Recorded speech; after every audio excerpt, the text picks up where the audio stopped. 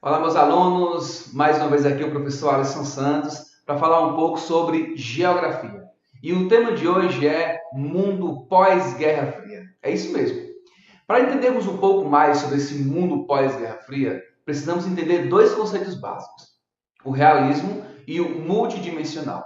O realismo, ele se refere àquele país que possui um poder militar muito forte. E aí se utiliza desse poder militar para resolver as suas questões.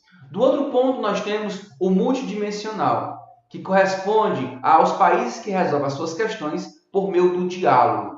É isso mesmo. Através do diálogo, os países conseguem resolver as suas questões de forma democrática. Um pouco mais lenta do que o realismo, a crítica que se faz ao multidimensional é essa, tá? Porém, de forma mais pacífica. E junto a esse mundo pós-Guerra Fria, nós temos várias instituições internacionais que acabam cuidando de várias questões, seja ela paz, comércio, meio ambiente, estruturas físicas, financeiras, tá? E essas organizações internacionais acabam movimentando todo esse mundo pós-Guerra Fria. A ONU é o grande exemplo disso. A Organização das Nações Unidas, que junto com os seus 4 departamentos fazem ou tentam manter a paz mundial.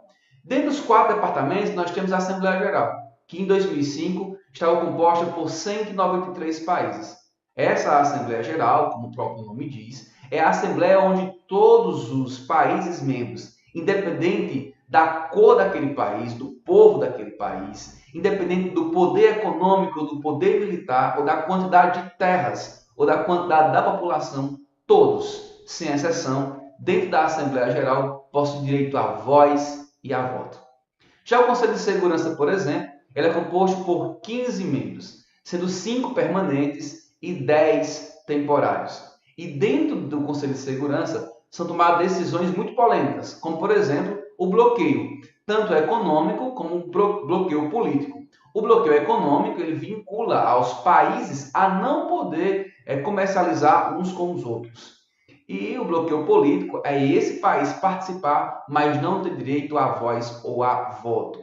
Ou direito à voz e não ter direito a voto.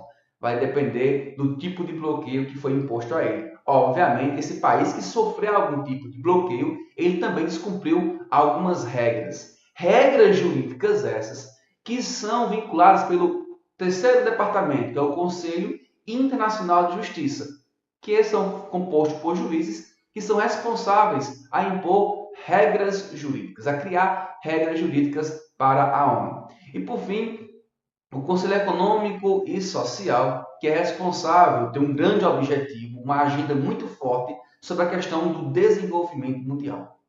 Os sistemas internacionais, eles não ficam só com a questão da ONU, mas existem outros grupos que são formados, uns pequenos, outros maiores, que estão voltados para as questões diversas, como por exemplo o FMI. O FMI ele é responsável a fazer os empréstimos para os países que desejam, que estão com pouco recursos financeiros. Só que para fazer o empréstimo junto ao FMI, o Fundo Monetário Internacional, é preciso cumprir uma série de regras e regras muito pesadas, dizem as críticas ao FMI. Tanto que, se o FMI tivesse um bom sucesso, o mundo não viveria numa crise que vive.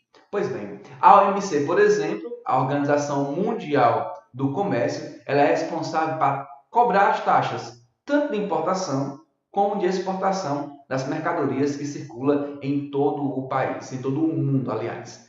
O G20, então, o G20 financeiro ou o G20 comercial, é composto aí também por uma gama de países. E esses países, o comercial, por exemplo, acaba criticando o G20 financeiro, os países mais ricos, por não quererem pagar tantas taxas aos países mais pobres. Questão de rico e pobre, os países. Muito bem. O IBAS, que é composto por Índia, Brasil e África do Sul, elas são responsáveis, têm um objetivo de melhorar as questões da agricultura e também as questões do meio ambiente. Esse é o grande objetivo do IBAS. E os BRICS, compostos por Brasil, Rússia, Índia, China e África do Sul, possuem objetivos muito claros, que é abrir cadeiras permanentes no tão sonhado Conselho de Segurança da ONU. E essas cadeiras seriam para o Brasil, a Índia e a África do Sul, por serem também potências regionais nesse mundo. Pois bem, e assim ficamos com mais uma aula aqui do professor Alisson Santos. Falamos hoje sobre o mundo pós-Guerra Fria. É isso mesmo. Um abraço para você, meus alunos. Bons estudos. Até mais.